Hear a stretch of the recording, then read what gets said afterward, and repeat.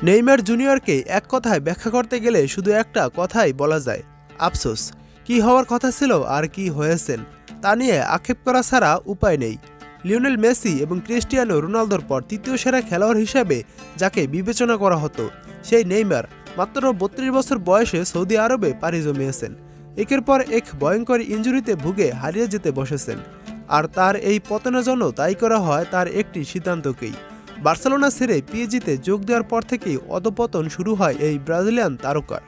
২০১৭ সালে সবাইকে অবাক করে বার্সেলোনা ছাড়েন নেইমার।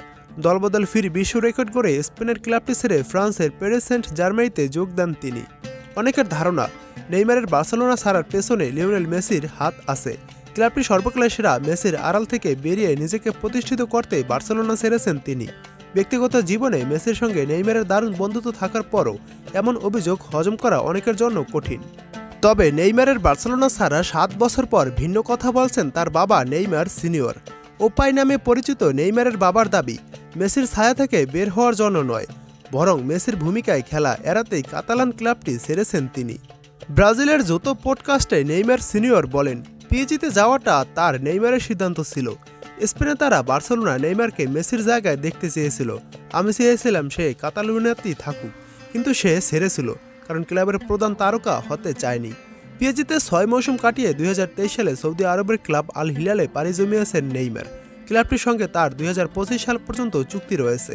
২১ বছর বয়সে ২০১৩ সালে নেইমার ৮৮ মিলিয়ন ইউরোর বিনিময়ে সান্তোস থেকে বার্সেলোনায় যোগ দিয়েছিলেন। বার্সেলোনায় যাওয়াটাও নেইমারের সিদ্ধান্তই ছিল বলে দাবি করেন তার বাবা। তিনি বলেন, বার্সেলোনার সঙ্গে চুক্তি করাটা তারই নেইমারের সিদ্ধান্ত ছিল।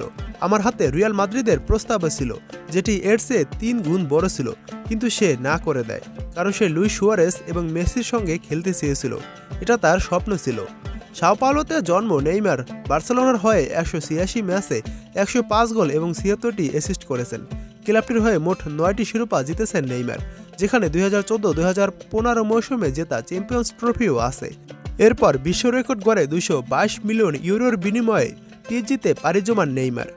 উপাখ্যাত নেইমার সিনিয়র বলেন, সে সময় আমরা স্পেনে কঠিন সময় পার করছিলাম, কারণ আমরা জানতাম না হোর্হে মারিয়া বার্তেমিউর স্পোর্টিং ডিরেক্টর কি ভাবছিলেন। একদম শেষ কয়েকটা দিন পর্যন্ত আমরা চেষ্টা করেছিলাম যেন সে ক্লাব না ছাড়ে, কিন্তু সে পরিবর্তনের জন্য ভিন্ন কোথাও যেতে চাচ্ছিল। সে মেসির ভূমিকা নিতে চায়নি। উল্লেখ্য, নেইমারের বাবা তার উপদেষ্টার ভূমিকা পালন করে থাকেন।